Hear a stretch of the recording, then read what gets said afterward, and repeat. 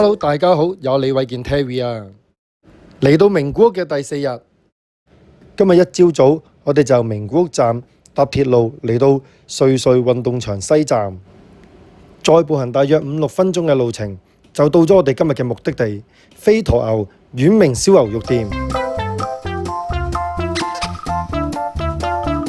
嚟呢度嘅原因呢，就因為尋日呢喺飛驒高山嗰間丸明燒牛肉店呢，就太多人啦。咁導遊就話：如果你想食嘅呢，就不如去佢分店啦。咁啱呢，呢個瑞穗區呢，就近名古屋站嘅，於是呢，我哋就嚟咗呢一度啦。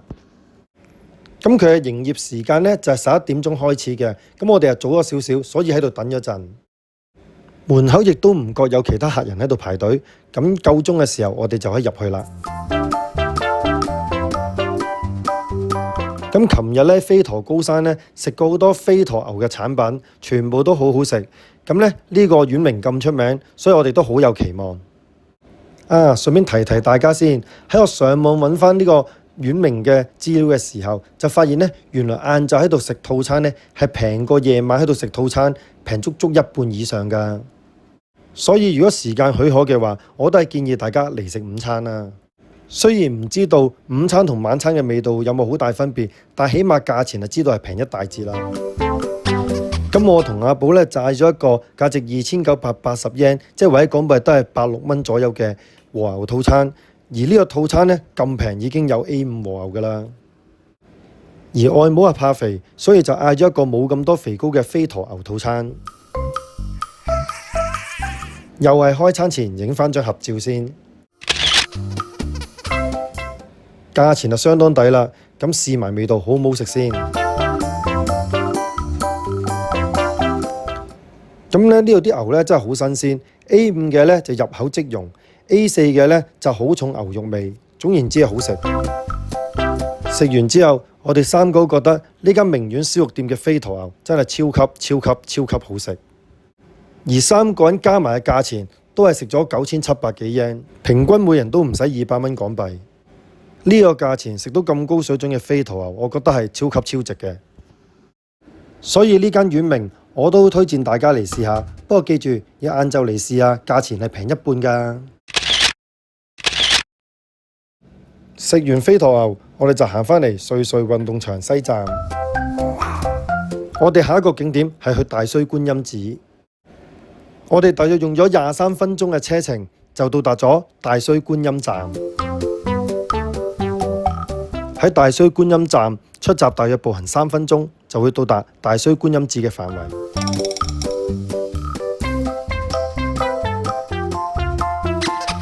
位於名古屋市嘅大須觀音寺創建於1333年，而大須觀音係同東京嘅淺草寺淺草觀音同埋三重縣嘅準觀音並列為日本3大觀音之一。嚟到大須觀音寺，信眾可以祈求消災解厄、合家平安、生意興隆、學業有成嘅祈願。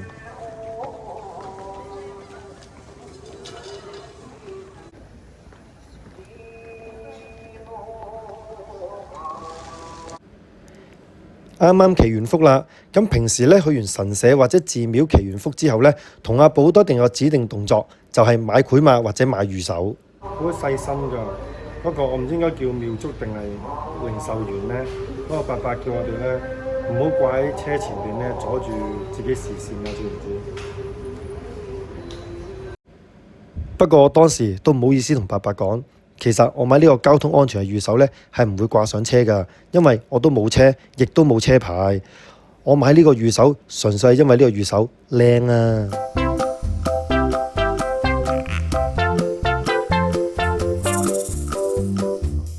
咁參觀咗一輪大須觀音寺之後，御守又買完，又祈完福，我哋呢下一站就係去大須商店街。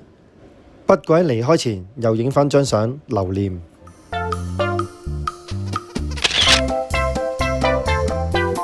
我哋參觀完大須觀音寺之後，就行過隔離嘅大須觀音通。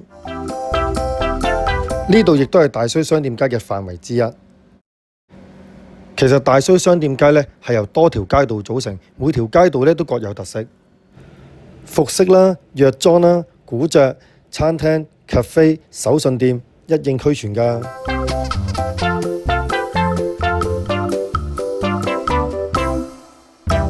呢間以愛麗絲夢遊仙境做主題嘅首飾精品店呢，喺呢條街好出名嘅影相位。而最特別嘅呢，就係因為佢哋門口夠細，客人出入呢都要烏低身，真係好似入咗愛麗絲夢遊仙境咁㗎。而入邊呢，係售賣好多好靚嘅精品啊、首飾同埋頸鏈。咁我哋都捐入去幫襯下先。咁其實入邊呢，地方就唔係太大嘅，同埋太多人啦。不過呢，阿寶都買咗啲心頭好，所以就喺門口影翻張相留念下。都話呢度多元化多嘢睇㗎啦，行下一啲細細間嘅手信店，跟住呢，仲有高檔少少嘅 LV 二手店添啊！雖然係二手，價錢都平一截，但係都唔係我哋可以亂花錢嘅地方，都係兜個圈望下就好走人啦。呢度而且仲有好多異國風情嘅餐廳，巴西啦、秘魯啦、土耳其嘅都有。而呢個眼前嘅呢，就係土耳其雪糕啦，就係通常咧拎住呢，係咁扭嚟扭去，玩到啲客人都攞唔到雪糕嗰隻啊。不過今次雪糕師傅手下留情啦，可能見到眼前嘅係小朋友啦。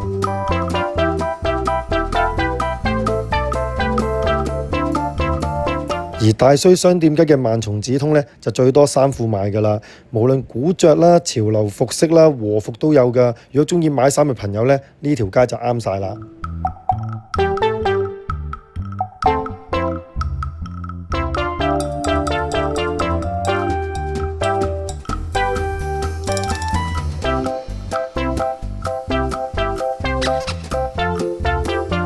呢一 set 扭蛋呢，我同阿寶都鍾意。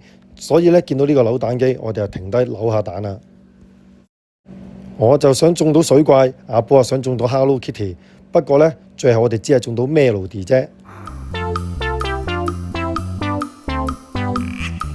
咁阿寶呢都話要試下佢手氣喎，睇下扭唔扭到 Hello Kitty 或者水怪啦。不過最後我哋都係扭到嘅，只係鴨仔。跟住行過萬松子商店街。嗰度呢真係有一間萬松子㗎，估唔到商店街入邊真係會有寺廟，仲係好現代化嘅添。佢可以呢有啲扭蛋，唔係扭蛋，應該話係御手機啊，俾你撳御手㗎。頭先喺大須觀音寺祈完福，估唔到行商店街都有得再祈福。原來商店街呢唔單止有寺廟，仲有教會添啊！連大型嘅100yen店都有啊，真係好全面嘅商店街啊！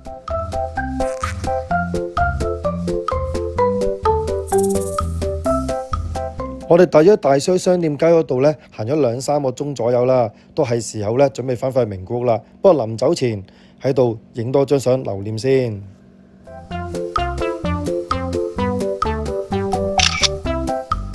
行完大須商店街，跟住我哋就搭車返返嚟名古屋站啦。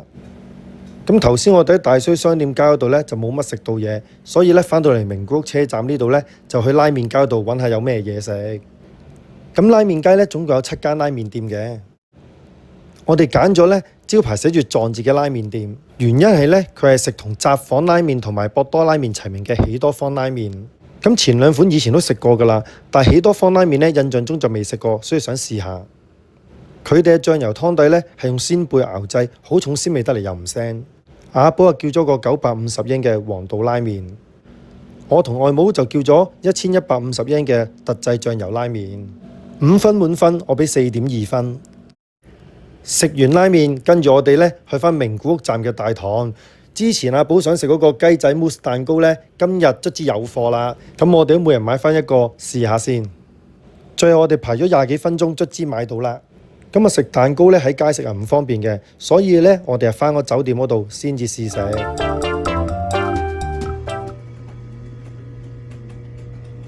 呢個就係排咗大約20幾分鐘嘅布丁啦，我而家食咯喎。排咗咁耐，嚼一聲一啖就食咗落口啦。不過咧係好食嘅，5星滿分咧我就俾3.9粒星啦。好啦，返完酒店冇耐休息過咧。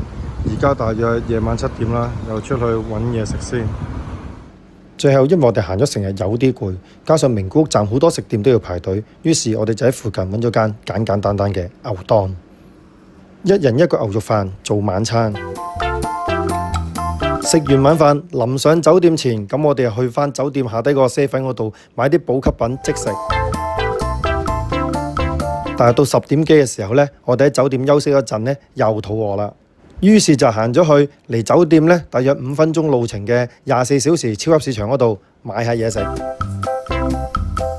呢間超市前2集呢都嚟過㗎啦，佢啲麵包呢平平地得嚟，味道都唔差嘅。加上呢正值啊係中秋節啦，所以呢就有呢個月見餅啦。咁佢就等於呢我哋中秋節嘅月餅，咁呢不過佢係紅豆餡嘅，我就麻麻地啦，所以阿寶買嚟試咗，不過佢係中意食嘅。由於我哋成10點幾啊先至嚟行呢個超市，所以呢本身好平嘅嘢呢變到更加之平。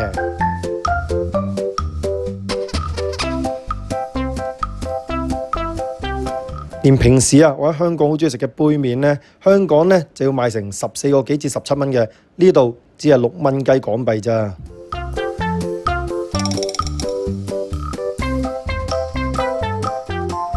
屈指一算嚟到名古屋第4日啦，聽朝呢就要準備去機場返香港㗎啦。